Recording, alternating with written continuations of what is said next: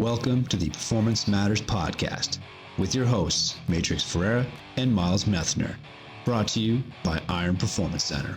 All right, everyone, welcome back to the Performance Matters Podcast. I'm your host, Matrixx, and today we are joined by Charles Kissi, the head basketball coach of Sirius Basketball, obviously former coach for the Toronto Raptors 905, as well as Brock University men's Badgers basketball team. So we're very fortunate to have him. But first, as always, a quick shout out to our sponsor, Pete Method Photography, the premier sportsographer in the Niagara region. He can be contacted www.petemethodphotography.com. As always, support local. Coach, thanks for coming on. First thing, for people who don't know you yet, what's like your origin story? You know, like Cole's Notes version.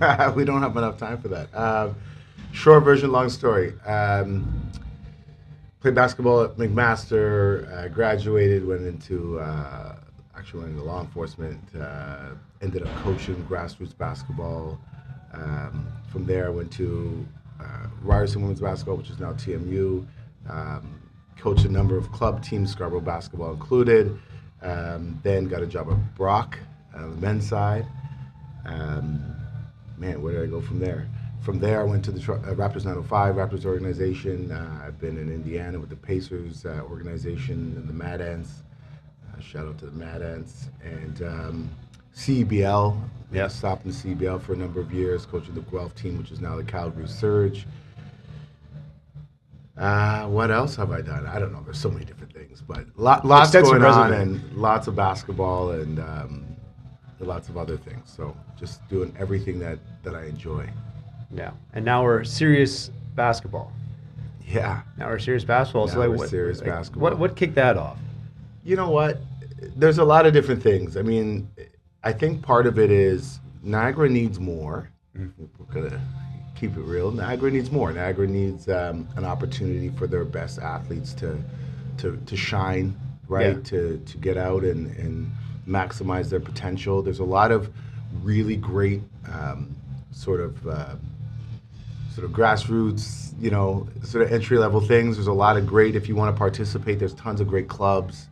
If you want to be a Division I player, what's the path? That is the question. If you want to be a high level youth sport athlete, what's the path, right? And so, we just needed to add something to give more pathways. We'll just put it that way. I'm not saying that it's not. I'm just saying we needed more. And I think, having being from the GTA, you realize, and most of those relationships that I have are there. We're behind. Yeah. So keep it real. We're behind. We're behind in our coaching. We're behind in our player development. We're behind in helping maximize our players' potential, right? So we're behind, and we got to catch up and then exceed, because I think we can. To me, I think we can be better. Just put it that way. So this is just another platform, another avenue for players that want more to get more. It's not for everybody, as I like to say. This is not for everybody. There's something for everybody in this region. This is certainly not for everybody. Yeah. Right? This is for people who want to maximize their potential. And we have a lot of athletes. We have athletes coming in that are already on scholarship that want to get ready for their first seasons. Or we have athletes that come in that are wanting to make their high school teams. Or we have athletes that come in that are already on scholarships that are trying to be better for next season, or et cetera, et cetera. So we're not. I say we're not for everybody, and we know that. It is what it is, and I think that's one of the things that's important about coaching is like, know who you are. It's okay to not be everything to everyone, and it's okay if you're just doing sort of participation. That's okay. Like that's what this is. This isn't. Not everyone's going to play pro. We know what the numbers are, right? Not everyone's going to make it to the post-secondary level. We know the numbers are minimal, right? But we're offering that opportunity, just like you would be, right? To a degree, right? I mean, if athletes want to come here and get bigger, stronger, faster, and maximize their athletic performance, this is the place to do it. This is this is one of the places to do it, certainly, right? So that's what we're doing. Yeah, it's about being something, like it's everything to someone, not something for everyone type thing. Right. It doesn't disregard the process. Like you're right, we know the numbers. Not everyone's going to go pro. It's a fraction of a fraction of a fraction that make it. Doesn't disregard the work that was done or the North Star vision that kind of led to that, whatever their pinnacle might have been, right?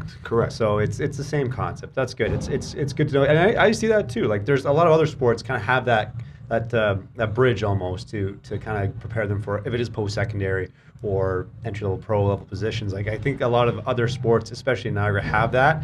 I think there's a niche there for sure that, like basketball might be looking to fill, right? So that's good. So then with such a diverse resume and so much diverse experience, what's something that you believe about basketball that maybe most coaches get wrong? Ooh. Skill training and player development are different. I'll shoot a few at you. Competition and hard work are different. Yep. Hard work. And I always say you need both to be great. Efficiency, let's say quality over quantity with respect to how you work out, how much time you spend in the gym. I think it's a farce to say you got to be in the gym, 700 hours every day. It's just it's a lot. Get in and get your work done. Get in and get your work done. Efficiency is more important than the amount of time you spend. The quality of your work matters more than the quantity sometimes of your work. Yeah. I think those are the three that jump to mind, and we could get into each one. But I know we don't have as much time. Yeah, I know it's true because I think there's a common fallacy that most people fall in, especially young athletes, and it's never out of a place of ill will or anything. But I think they just think more is better, more and more and more and more and more, and we see it a lot too, right? Like they start eroding away, almost like water on a rock. Correct. At some point, something's gonna give. Right. You know what I mean? And then the frustrations ensue. Like, well, I'm doing everything I can. It's like, it's not that you're not willing to put in a lot of the work, right? The work, it's you're doing a lot of the what's, but it's more like the intention behind we're doing something. Like how are we doing what we're supposed to be doing? Is there, I'd rather pull back a pit bull than have to kick a chihuahua in the ass. So it's much better to have to kind of dial back some things. But again, just being very purposeful with what we're supposed to be doing and how we're executing what we're supposed to be doing, right? Here's another one. Accountability matters. Now, what does that mean? Man, this is the question, because accountability, everyone says accountability. What does that mean? Everybody runs from being truthful, honest, and holding people accountable. So here's the question. Look, I say, Matrixx, do you want to be great? You'd say yes. Mm-hmm.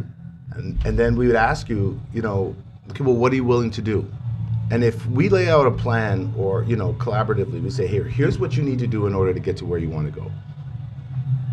And you say it, like this is your thing, this is your goal. I think part of our job is to hold you accountable to the habits that lead to your goals. Mm-hmm. So if we're not, as coaches, holding you accountable to the things that you say you want to do, mm-hmm. then we're not doing our jobs. Yeah. Right? We're not doing our jobs. If we can't freely and openly hold you to the things that you say you want to do, then what are we here for? Yeah. Right? That's that's the participation piece. Everybody's happy, but ultimately, our job as coaches is to help you get to where you want to go, to help maximize your potential, et cetera, et cetera. And part of that collaborative is you saying, I want to be great, whatever that means. I want to get to a Division I or whatever your thing is. Okay, here's what it takes. Yeah.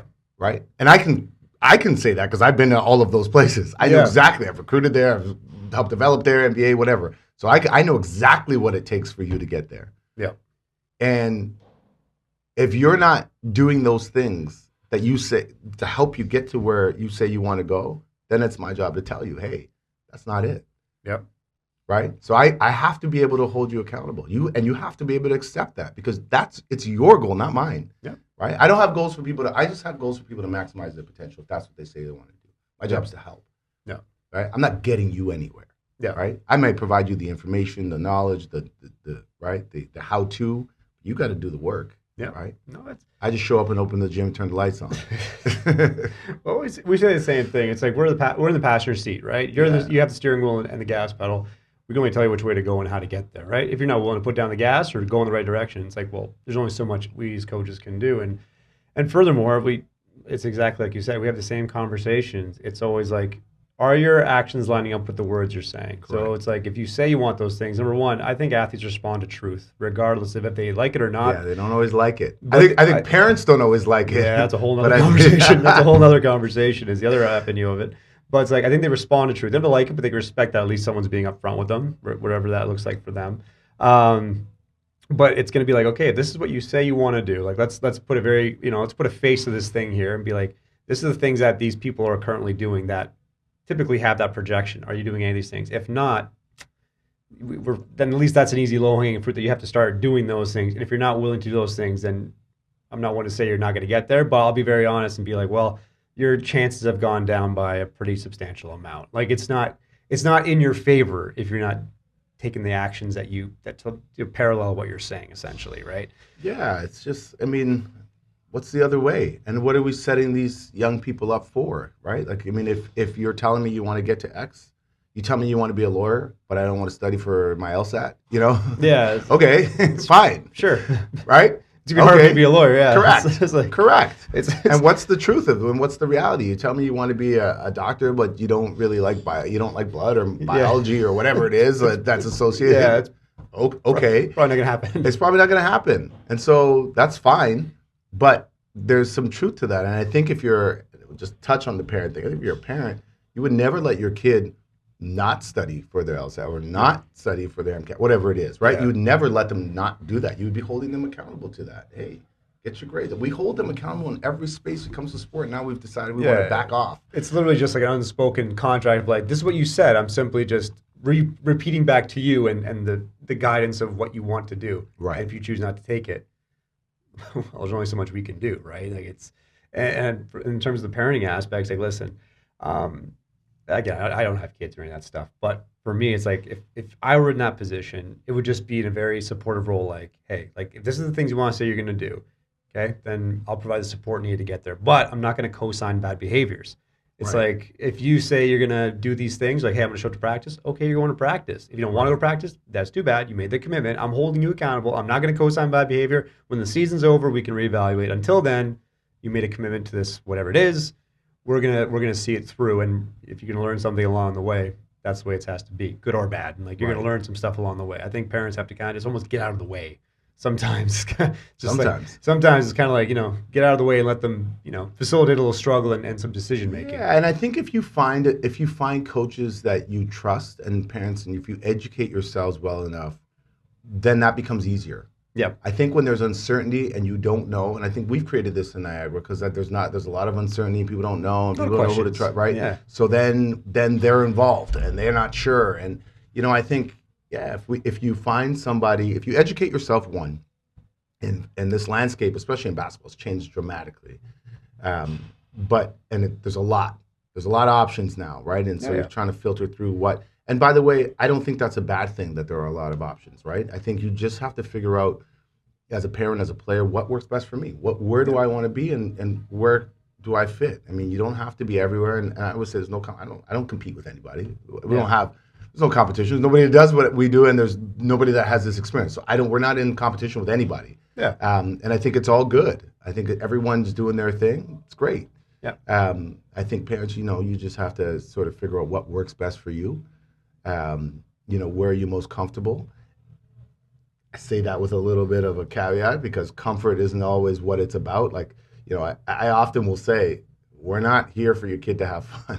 Yeah. And people laugh when I say that, but we just redefine fun. Fun is competition, right? Mm-hmm. Fun can be competition. Fun can be, challenging yourself. Fun is growth, right? Those are the things that's fun, not just like, how does my kid feel today? Because in sport, you're not feeling good. The goal has never been to feel good every day. Like, find me the athlete who says every day was the best day of my life. Like, that's just not how it works.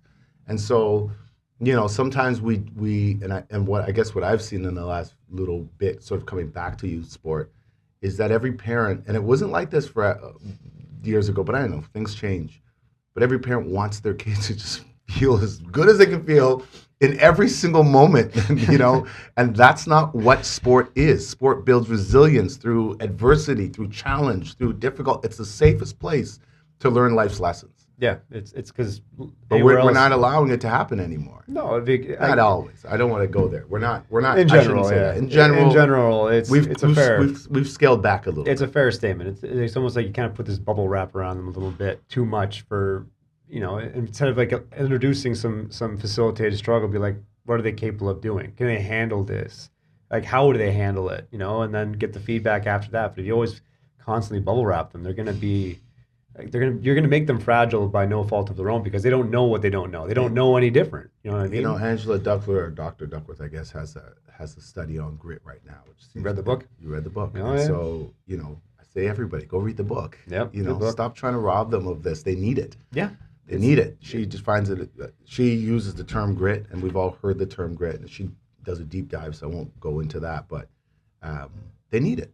Yeah, that's the reality. They need it. They do. And I think a lot of it's just going to come down to the communication of, well, what do you think great means? Like, if you say I want to be great, I want to win, I want to do this. Like, okay, what do you mean by that? And like, here's what most winning looks like, or these gritty things look like. I think it's really just defining, because everyone says the buzzwords, right? Every start of the season, you always have coaches give that pep talk, like work ethic, perseverance, discipline, but they don't really define what that looks like, or the actions that line up with those big buzzwords, right? And also now it's kind of like, if you're a teammate on mine, it's like, well, I'm working hard, but you're not working hard. Well, he thought he was working hard. Well, what do you mean by working hard? Like, what do you mean by all these things? Right. So a lot of times it's just like, well, we have to really just standardize what this North Star is of great, right? And put a face to it. So that way, at least we're all rowing in the same direction, as a staff and as players. But, I think that's sometimes where the disconnect lies. And you're right. Like, it's not always supposed to be fun. I think, I think having options, like you said, is good. It's not about burning bridges. It's just simply building a different one, or building a better one, depending on the caliber of which you're seeking. Because again, recreational sports good too, and all these other places. Like, you're right, there is something for everyone, and it's kind of like, well, understand that there is a hierarchy to this shit. That's what we say. There are levels to it, for sure. There's a hierarchy to it. Like, sure. You know what I mean? Like, it's not all the same. We said it before too, man. There's Hyundais and Ferraris. Both are cars, but but they're not the same. You don't go to a Hyundai thinking you get the price of a Ferrari. You're not going to go buy a Ferrari and think it's a Hyundai. Like, it's, you know what I mean? So there are levels to the shit that we're doing, and I think it's just very honest. It's like, hey, like, whatever you're seeking to do, this is what it's about. Here's our style of doing it. You can make the decision, and just understand that if you get involved with this is what's going to be expected. Correct. And that's why all of our programming is very small. Yeah. I don't want 50 kids in the gym. Yeah. It's not what we're doing. It's not who we are. It's not what we're about. We don't want the most or the biggest program. That's not that's not what we're chasing, right? We're just chasing quality. Yeah. Right? We're chasing quality. If that means 3 kids are in the gym, great. And we're okay with that. Like, that's what it's about. It's not about numbers. Like, this whole idea we have the biggest program. Like, so what? Yeah. I guess I should say, I guess the internal me says so what, but then on the outside it's like, okay, great, good for you. That's awesome. Yeah. If that's what you're chasing, then you're achieving your goal, and that's great. We support that. Like, that's mile amazing. wide, inch deep, man. Hey, if that's what you're looking for. Mile wide, inch deep. If that's what you're looking for, that's amazing. So then, what's a non-negotiable in your program? Compete. Effort. We have to teach what competition means. Hard work, I think most people understand. But our compete is a non-negotiable. Once you learn it, it's like anything. Once you learn, like, math, then you can't go back. You're not going to make 2 + 2. 2 + 2 is 4. You're not allowed to make it 6. Yeah. You're not allowed to make it 2, 3, whatever, right? Like, you got to do it right. And you got to compete. So once you learn what that looks like, and we define it and we show you, like, it could be winning every 50-50 ball, winning the majority of loose balls, for example, or box outs, whatever it might be. Once that standard is set, that's definitely a non-negotiable. Your energy in our gym is non-negotiable, right? It's just non-negotiable. You don't have time to feel sorry for yourself. You just got to keep moving. You're gonna miss shots. You take like thousands. We've had, and this is no exaggeration, there's been probably between the two machines, we probably had 250,000 shots taken in our gym in the last year. Nice. It's a lot of shots. It's a ton of shots. It's a lot of shots taken in our gym in the last year. And the numbers to track it, right? But most of them have been missed. Yeah. Right? A strong majority of those shots have been missed. We don't care. Like, just on to the next one. So your mindset, is super important in the gym. You don't have time to feel sorry for yourself. We turn the heat up a little bit just so that, because that's the environment you're going to play in. So you need a little chaos. You need a little chaos, and I think that's important, right? And you don't play against cones. You don't play against chairs. You play against people. Yep. So there's a lot of competition in our gym, trying to help them. Once we've taught you, the move, the technique, whatever it might be, then we're playing. There's a lot of playing in our gym. Small-sided games. There's a lot of games constraints. There's a lot of things happening in our gym that are competition-based to help you do it dynamically so that you can transfer it to a game. Yeah, you need to be able to respond to chaos. Have to. Yeah, be able to respond to chaos and unpredictability, right? Once you kind of get the economy of a skill down, introduce a variety of chaos, and then they adjust better, right? They become quicker. Even if it's like 4 balls shooting on the same hoop. Then you get to the rim and there's a ball flying at the hoop and you got to pump fake and visualize and see the chaos, like and be able to navigate and think through it. I think there's so many little things, but those are some of our, I'd say, non-negotiables. Decision making. It's just better decision making. Like even if the decision's like not the right one, it's besides the point. It's just the ability to execute and make a decision versus hesitant, and then all of a sudden when push comes to shove, that leads to bigger issues down the road, right? Like it's almost like down regulating the inhibition of fear of I don't know if this is the right way. It's like, well, no, you've made decisions 1,000 times in chaotic situations, right? You've figured out better ways to make decisions essentially, and that's what comes down to, I think, good execution. Yeah, this game is all about decision making. I mean, we spend a lot of time on skill, we being the coaches in general, but you got to make choices. Yep. Yeah, like one of the things we talk about a lot, and I'm like huge on this, is spacing, for example. If you don't have space on a basketball court, I don't care how much you can dribble, right? It makes no difference because your skills can't be used, right? Yeah. Your skills can't be used if there's nowhere to use them. And so spacing is the first thing we teach little kids. Well, we have, a U10 team that I coach, and that's the first thing we talk about is spacing. That's probably the number one thing we talk about is spacing, right? Yeah. Because if you're all bunched up like, Timbit soccer, I always say, right? You can't use your skills. So I don't care how well you dribble if you can't dribble through, 10 of your own team, 4 of your other teammates, plus the other 5 on the floor. Like, you need space. So spacing is something we teach. It's something probably overlooked in most places, but it's like a key. How do people, collaborate with their teammates and move with their teammates as they're trying to individually use the skills that they've been given? Yeah. Right? Those things are so important, but we often don't talk about that stuff. Yeah, it's one of the most, I guess that's one of the bigger mistakes, I guess, most development happens in younger athletes. Because it happens in isolation most often. Got it. Right? It happens in isolation. Yes, you have to develop your individual skills, but you got to be able to use them because this game is not one-on-one. Yeah. It's not the big 3, right? Like you have to be able to use them in a 5-on-5 setting. What does that look like? So how do you now negotiate with your teammates? Yeah. How are you, navigating with the other 4 teammates on the floor? That's important. Same way you would on defense.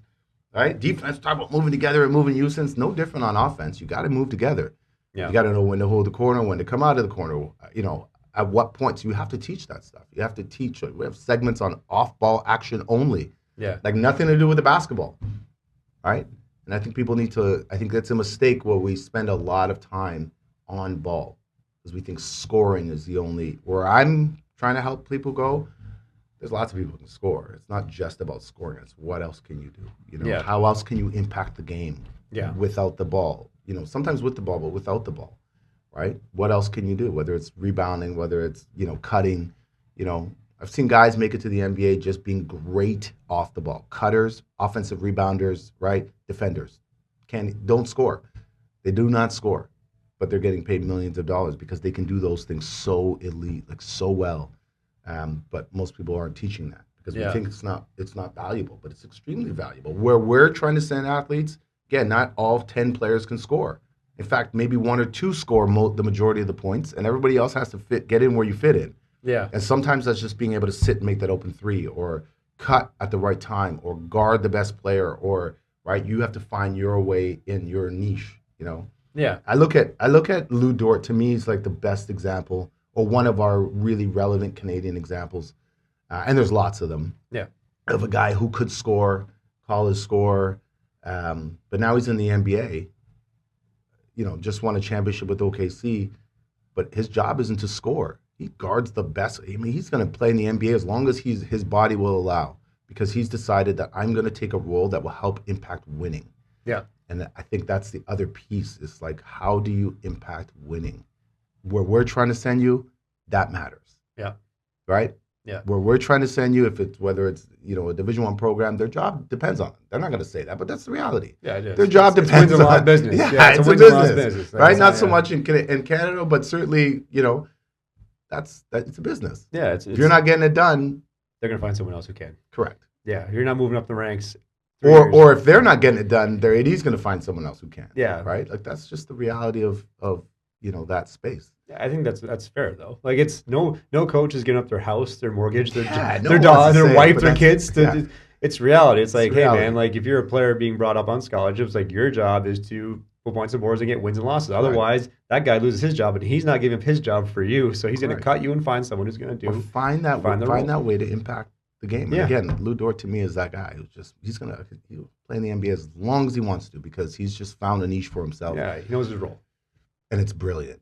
Yeah, it so can be brilliant. that simple. Yeah. No, that's the way to go. So then, how would you handle players who maybe have talent but maybe poor habits? With the truth.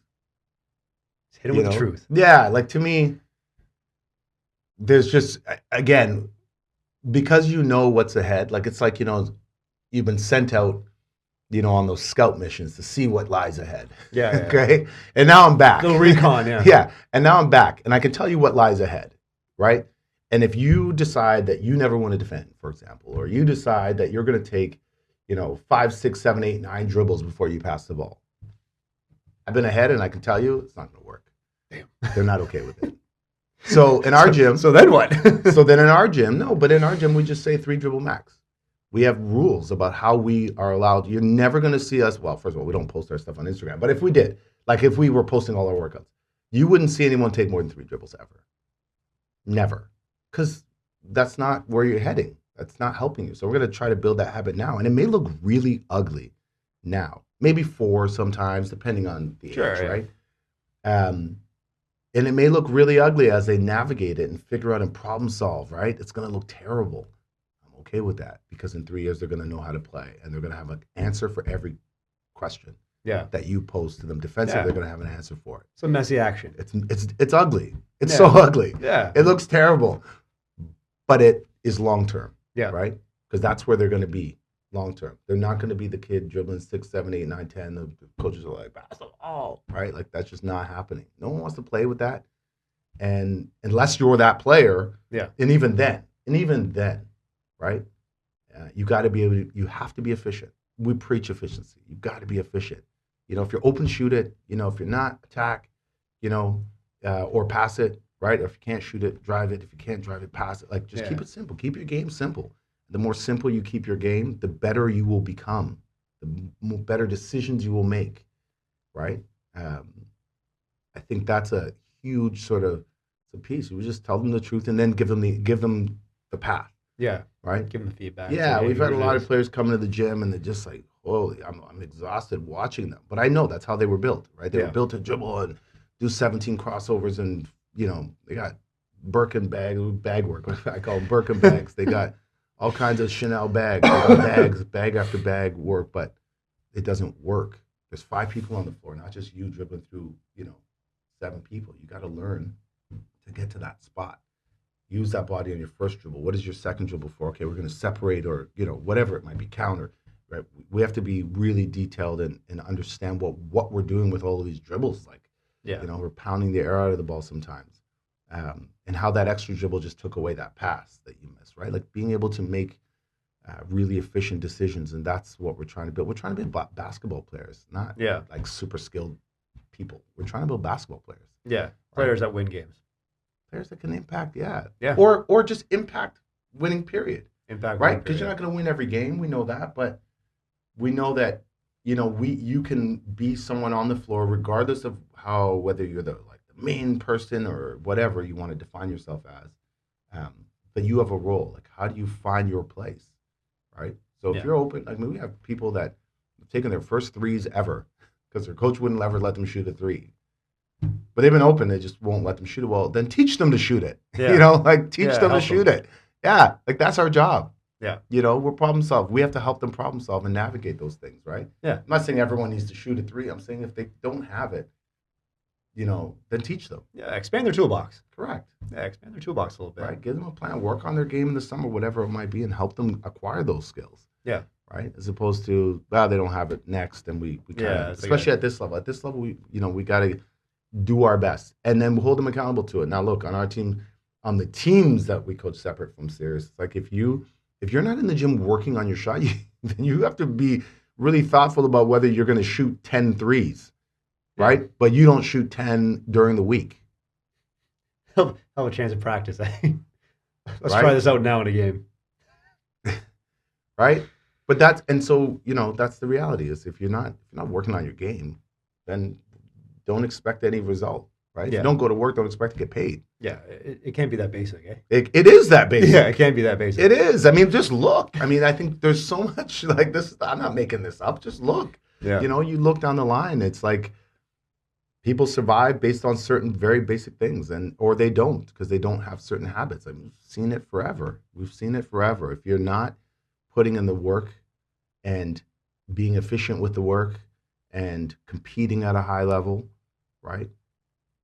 When you're in there, good luck to you.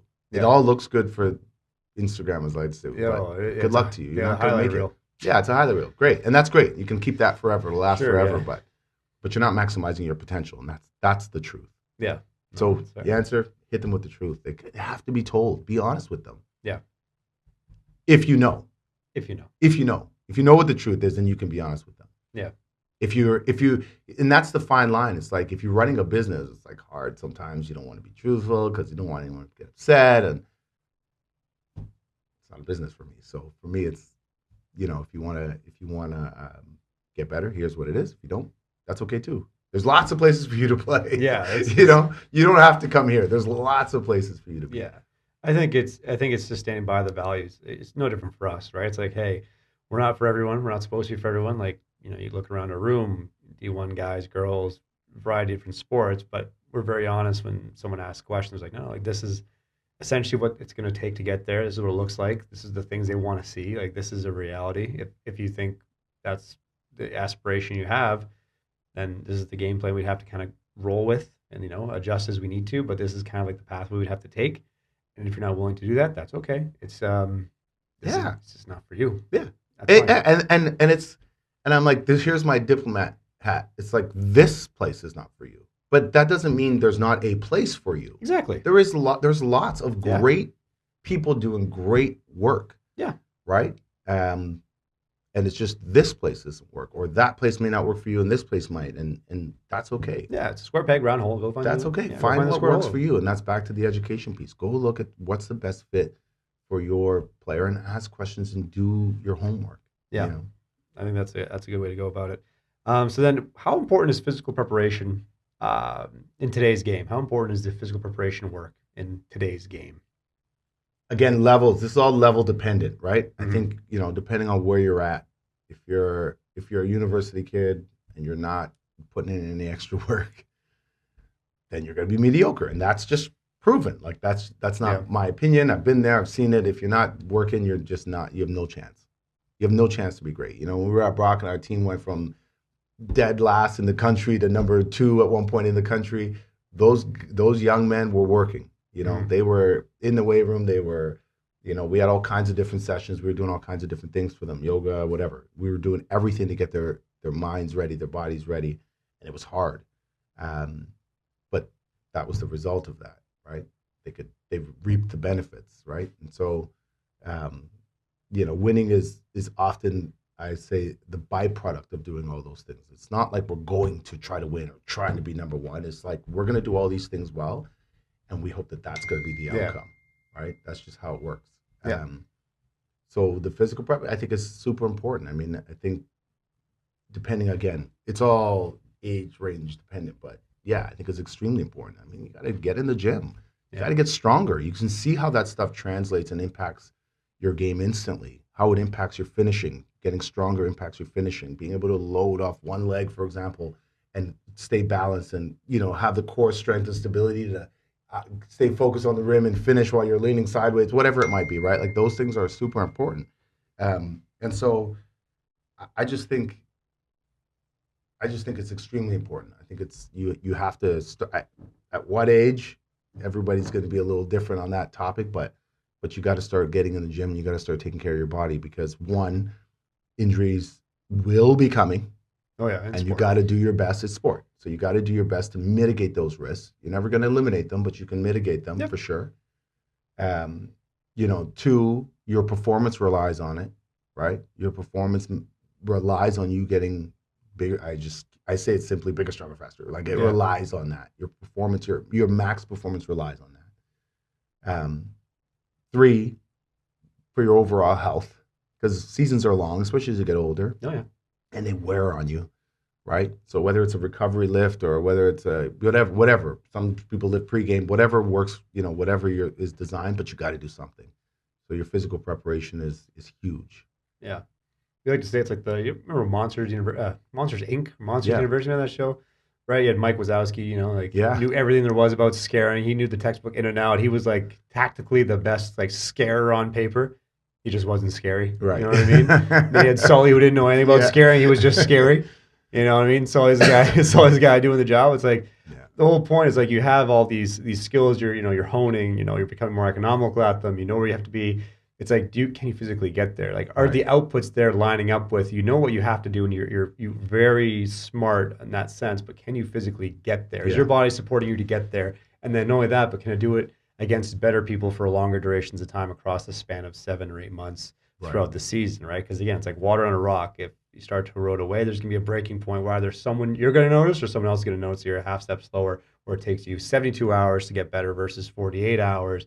And then those things, as much as you know what you're supposed to be doing, you literally can't. Not for lack of trying. It's just you can't. Yeah. You know what I mean? It's like telling someone just be faster. You're like, well, they can't. Right. You know what I mean? They literally can't get there any faster. Right. They can't get to the other side of the court before that guy. You just can't. You know what I mean? Yeah, fourth quarter too, right? Like I always say, it wears quarter, on you. It wears on you. I mean, our teams pick up. Over the last couple of years, we play full court defense the whole time. Sometimes you look at the other team and they're like, yeah, good moment though. Just gasping for air, right? And so you got to be ready. Yeah, got to be ready physically. You just have to be prepared. It has to line up. Yeah, it has to line up. Right? And we tell our kids all this time too. It's like you can't pick your height. Right? That's not up to you. You have no control over your height. You don't even pick the playing time you get. You don't pick the drills you do in practice. There's a lot of things out of your control. The one thing you really can't control is how physical do you want to be. That's literally up to you. You have a genetic ceiling, you know what I mean? And most don't hit it. So it's like you control how physical you want to get. How close to your ceiling do you want to get physically, right? Because again, you can do all that without anyone having to tell you. They can't stop you from doing any of those things. It's literally you that decides how physically you want to be, which is going to translate to the skills you have to express when your opportunity presents itself. Right? That's the one thing that I think a lot of time that provides comfort too. It's like, hey, I don't know if I'm going to get my playing time on Saturday. I don't know what drills I'm going to be involved in at practice, but I know I can go there and do this. I know I can get stronger. Correct. I know I can get faster. And when my moment arrives, that's all going to help me, be the best I can with whatever reps I get, on the court. 100%. You know what I mean? Be ready for your opportunity. Yeah, 100%. I think it feels like they have some control of something that, in a very chaotic environment where they don't really know what they're going to get. Welcome to Iron Performance Center, Niagara's home for real personal and performance training. We're a community obsessed with building durable, explosive, game-ready humans. No gimmicks, no shortcuts, just training that works.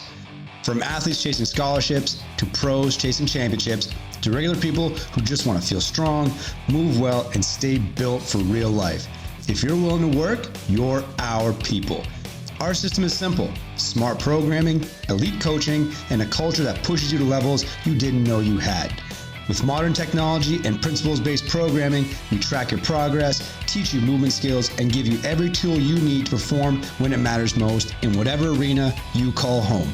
Iron Performance Center, because performance matters. I mean, look, as coaches, we don't have control over anything. I mean, but the reality is when we're in a game, I probably here's one thing I learned. I probably went from calling plays all the time to not calling much at all. How much control do you actually have? Maybe ATOs or after timeouts, et cetera, but you can draw it up. You don't have control whether the player's actually going to go left when they're supposed to go right, or theory. Whether they're actually going to pass when they're supposed to pass, or whatever it might be. I mean, if it all works out, you look great, but you don't have any control over that. Yeah, that's just you draw it up, they miss a shot. Oh well. I mean, you have no control over that. Yeah. And even they don't have control over the shot. There's so much that we don't actually control. Yeah. We want to control. Yeah. We think we are controlling, and the reality is we're not. Yeah. We're not. We have no control over most of the things that happens in the game. We structure things, but we don't control the outcomes. Yeah. We have no control over the outcomes. I can't control whether my team wins or loses. Yeah. I can just do things, build habits to hopefully lead us in that direction, and hopefully the outcome is a win. Yeah. Right. But I don't have control whether I can. We've been in the games where I know we're gonna win, but I don't really have control over whether we're gonna win. I just know that I think if I can manipulate, or as I like to say, steal some possessions here and there. Yeah. And even those stolen possessions, I don't really have control over whether we actually get the steal or whether we can get 20 of those 100 possessions by getting them to take a bad shot or throw it away, whatever it might be. It is. We have very little control. So you just build what you can build, you instill what you can instill, and they have to go deliver. And then they have less control. So when you think about the level of control, we have a little bit, then it goes to the players and they have less. No one's trying to make or miss shots on court. I would say no one has ever, that I know of, well, now might be, I'll stay away from saying this whole NBA scandal, but as far as I'm aware, players aren't deliberately trying to make or miss shot. Like no one's trying to miss a shot, miss a layup. I hope I fuck this up. Yeah, I really hope on the next possession, I'm going to take it and throw the ball 30 feet into the stands. Like no one's doing that on purpose. So you have to give so I've had to learn that. Just give them a little bit of grace. They're not trying to kick the ball off their foot. Yeah. That's not how it works. So, the reality is they just have no control. So they have to prepare. So maybe it's physical. They got to get tougher, maybe, and stronger. Maybe it's like mental. We have to train them to be able to handle and be a little more resilient in situations, not be as nervous, whatever it might be, whatever the scenario is, because we have a little less than they have less. And then there's other external factors. There's fans, there's parents screaming, there's officiating, there's all kinds of other external factors. It's like, how much do you really control? Very, very little. I think that we were having a conversation with an organization, I think it was back in the fall, before the season started. We literally said it's almost like when they're younger, it's almost like you're driving on a road and you just can't put these guardrails in place, right? So when they're younger, you're teaching them skills and how to be more economic skills. So the guardrails are a little more narrow, right? They don't have as much creative freedom to work within them because you want them to learn it a certain way. And then as they get older and develop more, you start to widen the guardrails. It's kind of like, okay, like we know what the destination is supposed to be, but now you have the creative freedom to work more than these guardrails. And I would argue as they get more like D1 or even pro, it's like, hey, you know what the outcome's got to be. The guardrails are really wide. Like we trust your specific skill set to work as creatively as you need to get to the end of the road, right? Yeah. So it's almost like you just kind of, it's really like you said, it's not much control. It's like you actually have less control. You're like, hey, but that's why your workouts, your player development matters. Yeah. How you put them through what you put them through. As they get older, getting away from the cones, away from the chairs and getting the reps in, important. I'm not saying there's no value in that at all. I'm saying that there is value in that. But I think there's more value in playing. Yeah. Right? There's more value in putting them in dynamic situations where they play, even with constraints. Okay, 2 dribble, no dribble game, whatever it might be. There's more value in that. Yeah. Where they have to then be creative within their skill set, et cetera, and solve problems. Like I've said for years, the biggest, the number one, or one of the main skills our kids need beyond resilience is the ability to problem solve.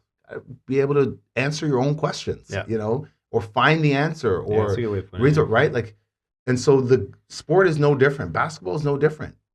Coaches present, good coaches are constantly presenting problems for you, defensively, offensively, whatever. You're constantly having to solve them, both as coaches and as players. You're constantly having to solve them. I've sat in games where I'm like, as I look back, I was talking to one of our coaches yesterday about this, and I've had games where I'm like, man, I look back and I think I did a terrible job solving that problem. They threw a zone or whatever and I couldn't solve it. That wasn't a player deficiency, that was a coach deficiency. Yeah. I couldn't solve it. I couldn't give them the tools to figure it out. And I'm the kind of coach who's humble enough to say that. Like, I stunk in that moment. Yeah.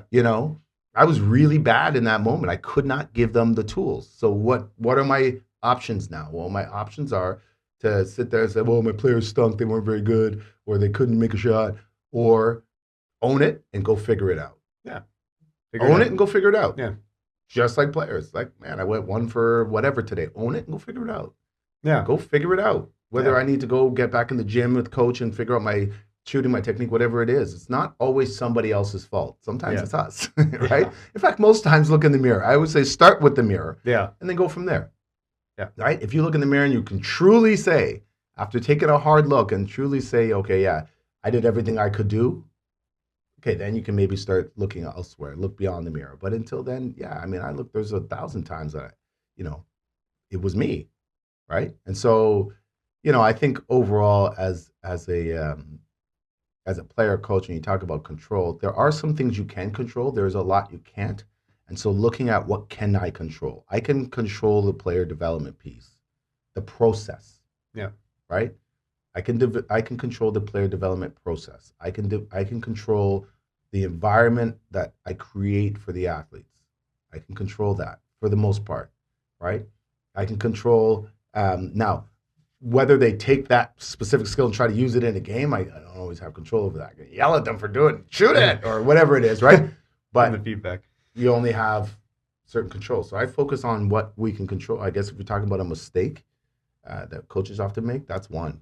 Figure out what you can control and focus there. Yeah. Because you don't have control over whether that person makes or misses a shot. You can help build the form. Yeah.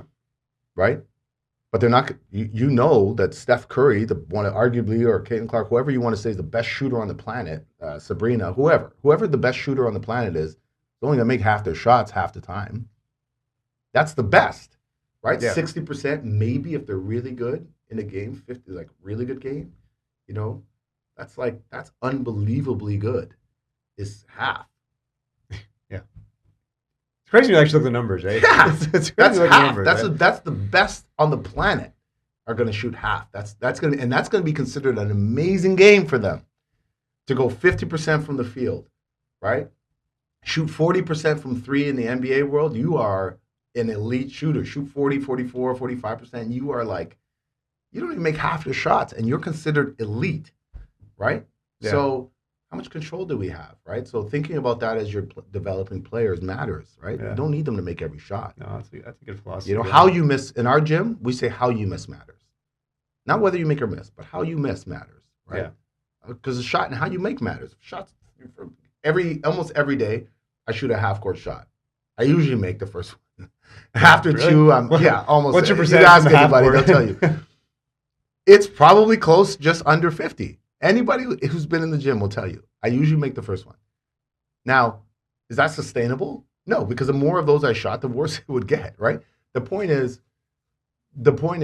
I only have certain levels of control over that, right? I'm only and now I can always make sure I get it up, get on top of the rim. I can control certain things, but whether it goes in, you're all the grouping time, smaller, yeah. that's it.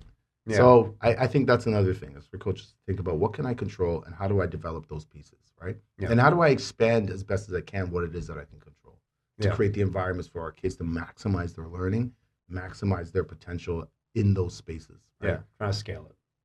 Yeah, because fun, yeah, it felt great. That's okay, but that's not our focus. Yeah, that's not the vision, the North Star. Yeah, because but I also think you can do both. I Yep. think you can come out of our gym feeling like, wow, that was amazing. That was different. Yeah, and it was it can fun. definitely be a byproduct of the process. Right. Like it should be. Like I don't think that's a bad thing. You No. can do both. You know No, what I you mean? can do But it doesn't take away from. Correct. It's not going to get in the way of the main thing. That's right. It should be like a substrate of it. Okay, well, we'll wrap up with this. What's something you had to learn the hard way as a coach? Everything. One. yeah. One thing you have to learn the hard way as a coach. Wow, that's a good question.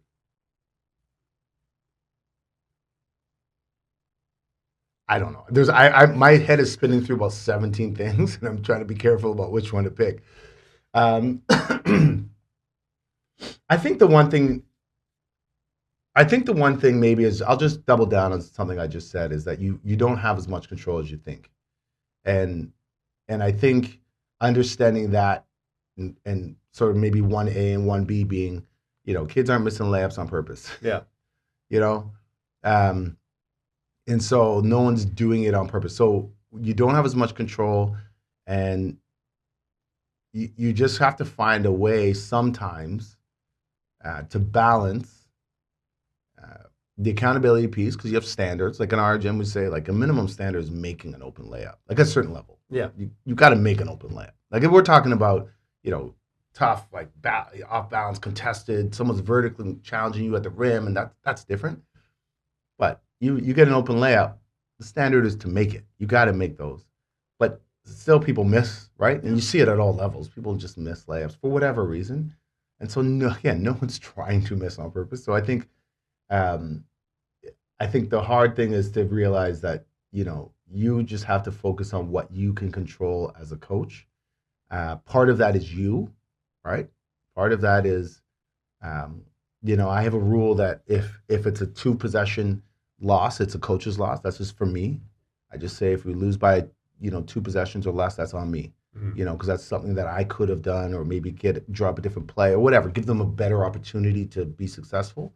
So that's something I think owning more was a hard thing, because we've lost some games because maybe I wasn't focused, or we lost some games because I didn't have an answer or whatever, right? Like, so I guess that there's a lot there. Coaches, be prepared. Yeah. You learn that the hard way. Be prepared.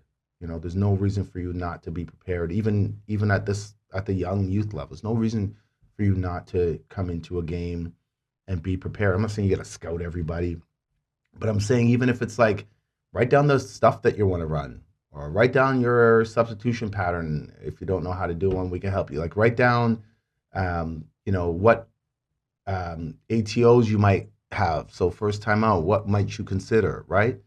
Make notes during the game. Like, there's things that you can do to be prepared. And I think I learned that maybe the hard way. I learned a lot of things the hard way, but that's a nice PG one, eh? Yeah, that's a nice PG. All right, final question then.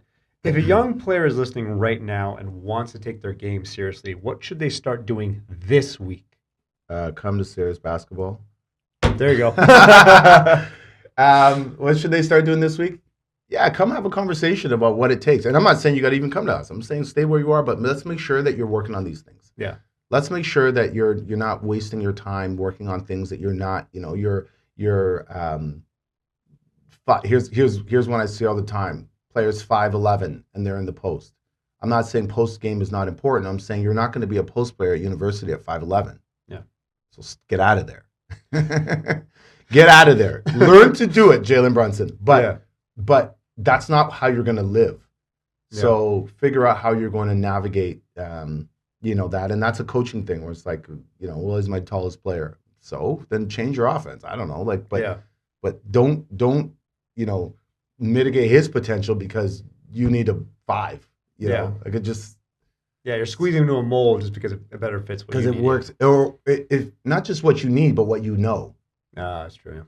Right? We got to play with the post. Why? If your whole team is 5'7", I don't know. Why can't that 5'7"? They can all screen. Like on our team, everyone needs to learn how to screen. That's super important. But I see what you're saying. Like if all you have is a hammer, everything's a nail. Correct. You know what I mean? Like there's no diversity there. You have to expand your toolbox. You got to expand your toolbox to realize how can I better use the players that I have. But if I was a player, I would try to come get a session in and then go back to wherever it is that you're at, so that you understand what you really need to be doing. Yeah. Right? Because I think, I'm going to say this with the greatest of respect, but I have to be honest about it. It's like most of our experience is local, right? Most of our experience is confined to here. It's confined to our local institutions, right? So that's all we know. So if it's not out of there, then that's all we know. We don't have any experience outside of that, and we got to go get some. As coaches, we got to go get some. Yeah. I spent in the last month, I won't name them, but 2 different universities and an NBA team, just learning, just sitting and watching practice and learning, right? Yeah. Outside of here. And I think that's just important. I think we have to continue to try to grow as coaches, because that's how we're going to be able to guide our players. Remember that scout, go ahead, look down the line and come back and tell them what we see. We have to be able to do that. And YouTube and TV is not enough. Like, you got to go sit and talk to those coaches and see where they're at and what are they doing. And, we have to do more as coaches to be able to help our players. My goal is to have, 5, 10 players in every cohort coming out of here playing somewhere. 1, not enough. 2, not enough. It's just not enough. For me, my standard. I think we got to get more. And I don't care if they come out of here. We just got to get them out of here. We got to give players options. Like, we're not doing that. I say this to our players all the time. No one's coming down the line looking for Niagara kids. No one's doing that. Yeah. So we have to do it. We got to either bring them here, which we're doing. We have university coaches in our gym all the time. But we gotta either bring them here or break down that invisible wall and let them know we're here. right? And so that's what, we have an AAU program now. That's part of it, is like, get these kids opportunities locally. I'm not saying, people are bringing kids in. That's a different thing. I'm talking about building the local kids that we have here. Yeah. And that's a little bit unique, is building these kids and giving them a real opportunity, not just, can't say this with the greatest of respect, but not just winning the local high school tournament. Like, that's great. And that's amazing. And by the way, we're sponsoring a Tribune tournament, and like, that's awesome, but it's not about that. Yeah. It's about giving them, those kids who want more. Yeah. The opportunity to do that at home. Because the tournament's here, but let's get more kids out, and not just like our kids, because we can give them access to the gym, but let's give all of these kids an opportunity to be great. We had the same conversation with even like our partner organizations, because it's true. A lot of we have so many good athletes coming out of like literally homegrown Niagara athletes. I'm not from here myself, but like, been here long enough now. It's like, okay, like I see it. Like, there's a lot of homegrown potential, but a lot of it leaves to go either across the pond or something else like that. So it's like, well, why is the best talent typically leaving? Because you're right. Like, they don't feel that the development here is going to get them to that aspiration. And then I had a conversation with some of our other athletes that actually are on the pod too. They said that the reason for their change was that when they went to the other clubs that are playing for, was that everyone had the same post-secondary ambition, even if they didn't get it. That was besides the point. It's that, but that North Star being post-secondary, they all catered their traits, right? Their habits kind of lined up with their projection, and it wasn't based on the outcome. Some did, some didn't, but they all competed, trained, acted, schooled accordingly as if this was the ambition.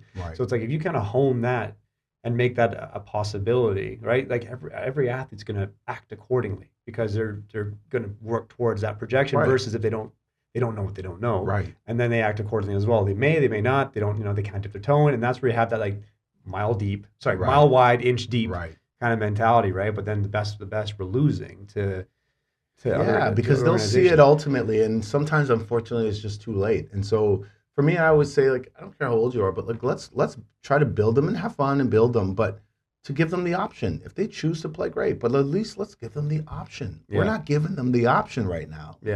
Because we're putting them in spaces that don't give them that don't lead to the option. Like, we have to give them the option, and then let them decide. If they don't want to play, great, that's fine. That's up to them.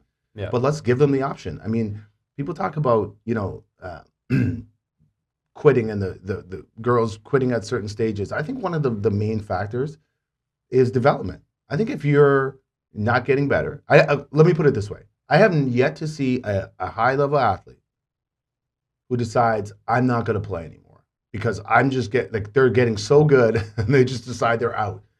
Look, I'm not saying it doesn't happen. I'm saying it happens way less than the player who's not quite good, and now they have competing interests, whether it's, friends, social, whatever it is, versus the kid who's like giving what they need to give, being put in those scenarios and deciding that, I can be good at this, and then gets good at it, and then decides, I don't feel like playing anymore. Like, that rarely happens.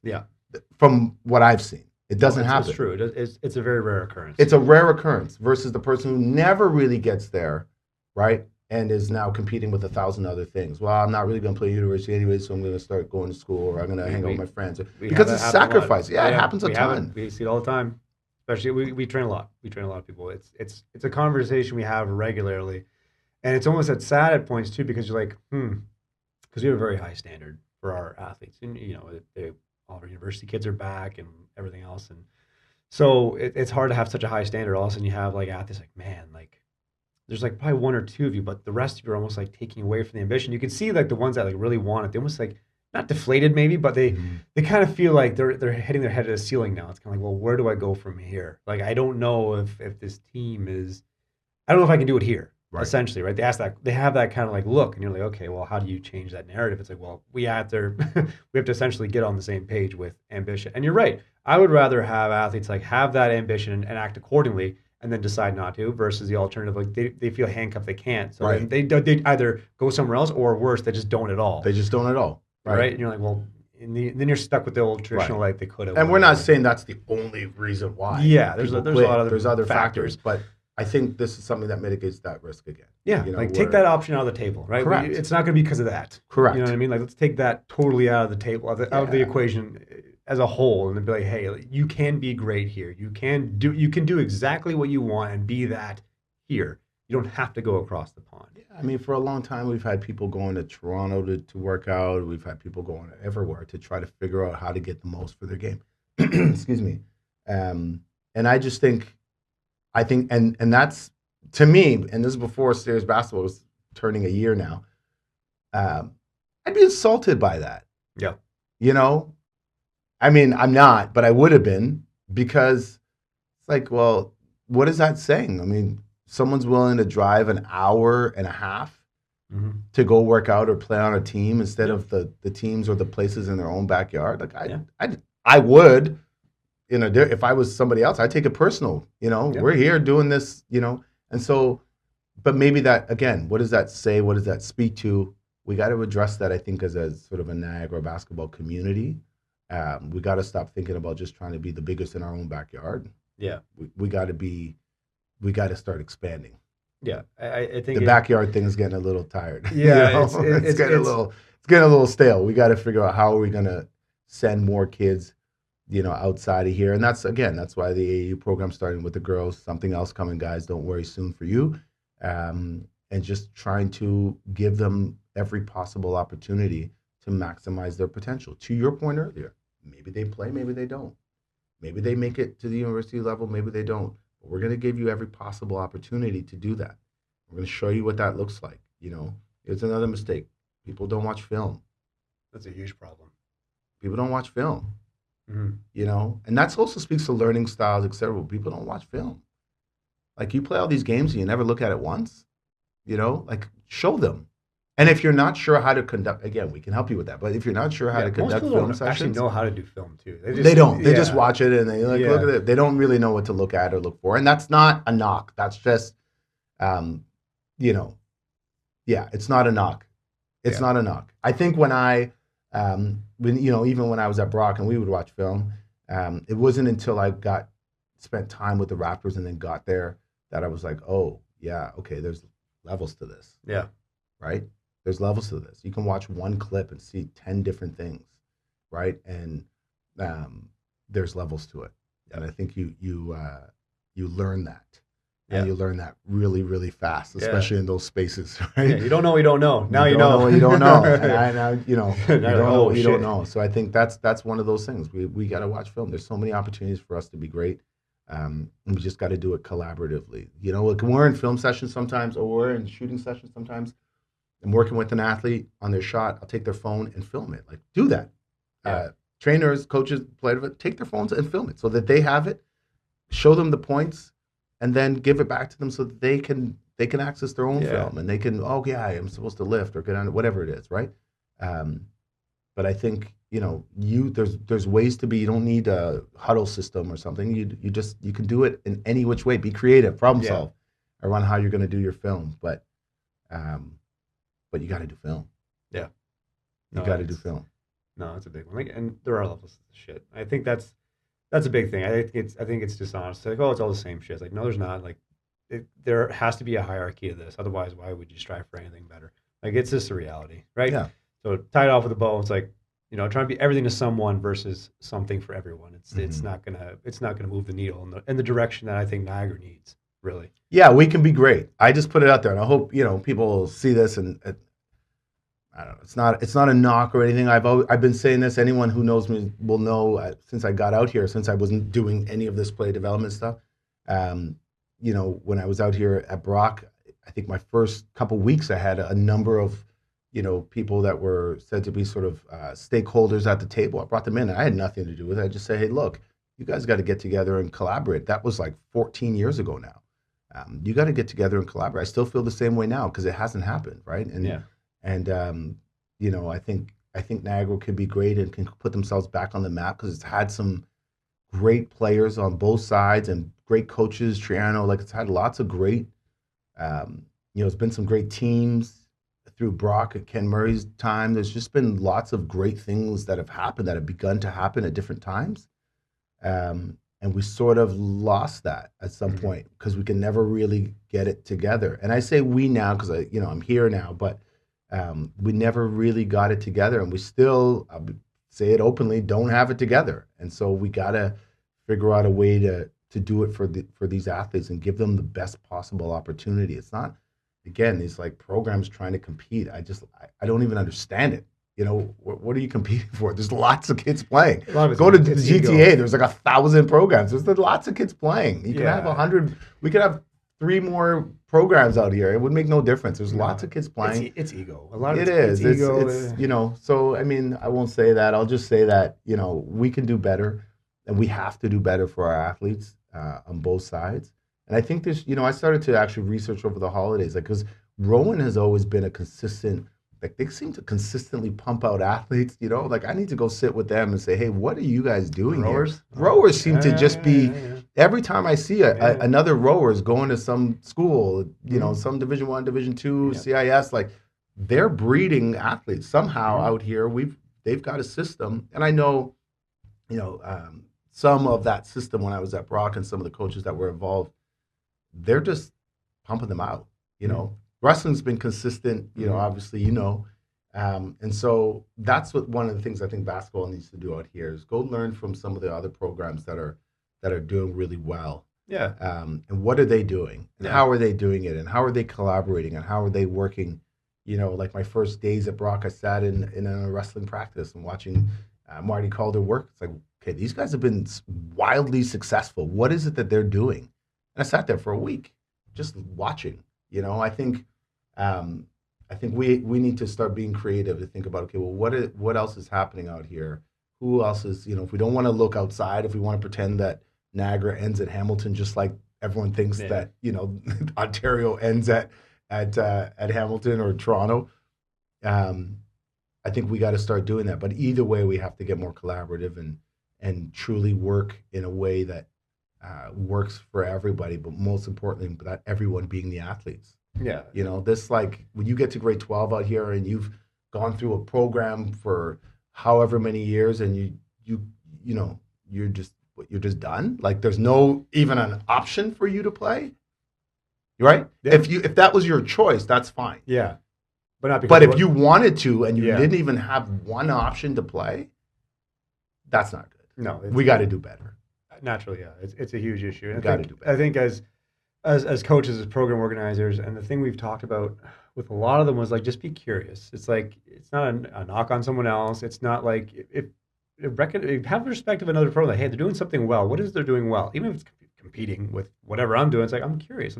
There should be a natural curiosity where you can put your pride, your ego aside and say, there's something that's going right here.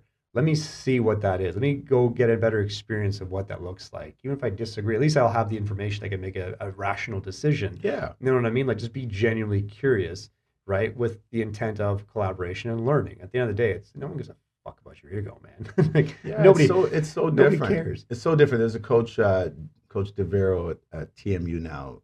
I watched him on something the other day, and he was talking about, you know, like youth sport. He was saying how even youth sport has changed. Like, there was a time where, you know, you had coaches that developed players that were pros, and you could go, and he used Roy Rana and Dave Smart as an example of, like, you know, those teams were loaded with professional athletes. Essentially, at the time, they became pros, but they were developing. Yeah, you know, they were developing athletes. You know, and looking at this sort of the grassroots, there's so many people playing and so much talent, and we're just not.